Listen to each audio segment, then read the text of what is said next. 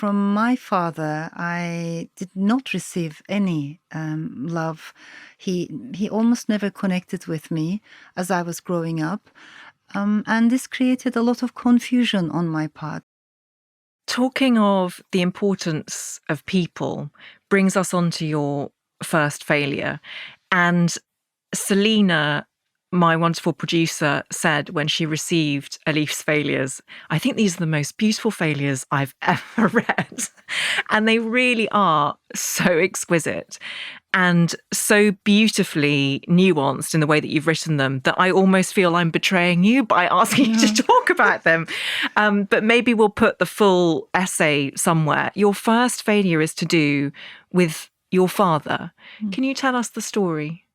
Yes, I was born in France, in Strasbourg. My father at the time he was pursuing his PhD in philosophy, if I'm not mistaken, and they were very young, both of them.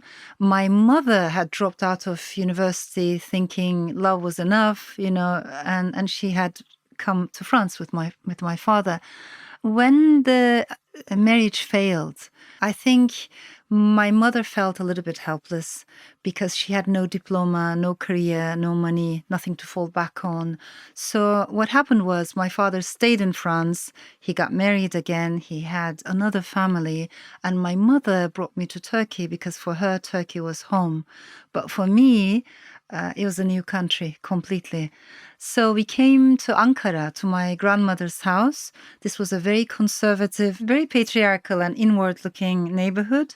And I think I always felt like we were the odd ones out. We didn't quite fit in. Very shortly, briefly, I can tell you that women in my mother's situation, like a young divorcee, they would immediately be married off, usually to someone older. And this is what the neighbors were trying to do. But it was my grandmother who intervened. My grandmother, who had not been given a proper education, for being a girl, she had been pulled out of school, but she very much believed in women's education. So she said that my mother should go back to college and she should graduate. She should have a diploma, a career, choices. She can get married again if she wants to, but then it will be a choice. It won't be mandatory. And when people said, yes, but she has a child to take care of, my grandmother said, I will take care of my granddaughter until her mother is ready. And that changed our life. So I was raised by grandma until I was 11 years old. And my mother eventually graduated with, flying colors. And afterwards, we lived in Spain, Jordan, because she started to work as an attaché. And the reason why I'm mentioning this is because two reasons. I received a lot of love from these two women, and I'm a big believer in women supporting each other, because I think when that happens, the impact of that goes beyond generations. But also, I think there's an absence of love in my life because from my father, I did not receive any love. He almost never connected with me as I was growing up. And this created a lot of confusion on my part. And I think for a long time, I felt like it was my failure.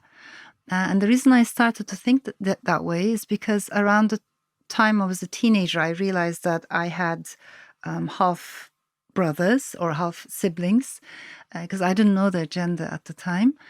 I didn't know anything about their family. I had never been invited to my father's house. I don't have any pictures with my father, except one picture probably that was taken as a baby. I don't know any other. I don't have memories with my father.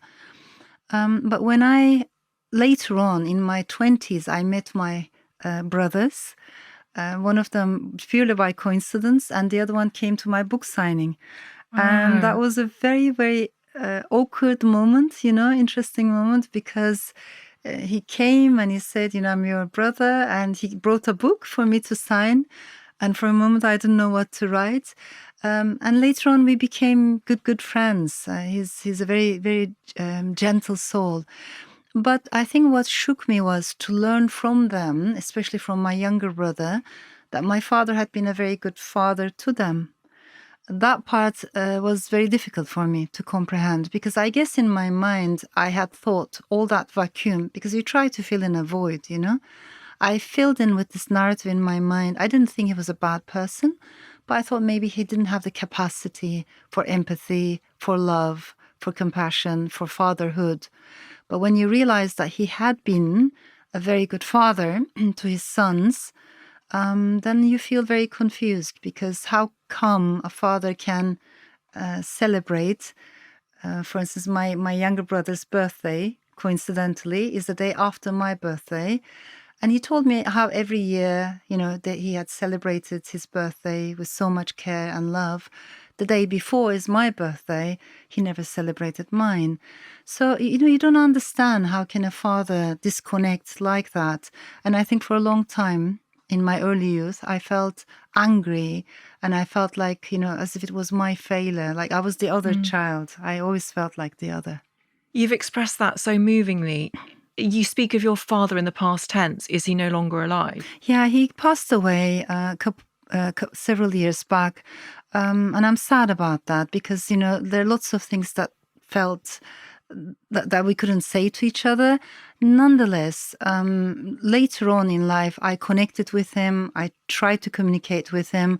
I also invited him to our house because I wanted him to meet his grandchildren.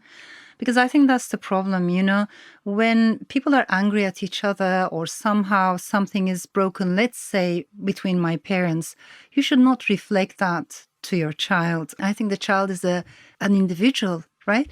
So I wanted him to connect with my children as individuals.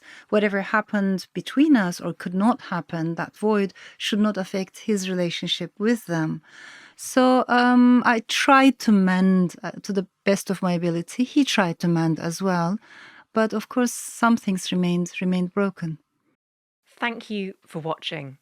Make sure to check out the full episode of How to Fail on your preferred podcast platform, and also be sure to follow us on social media for the latest updates.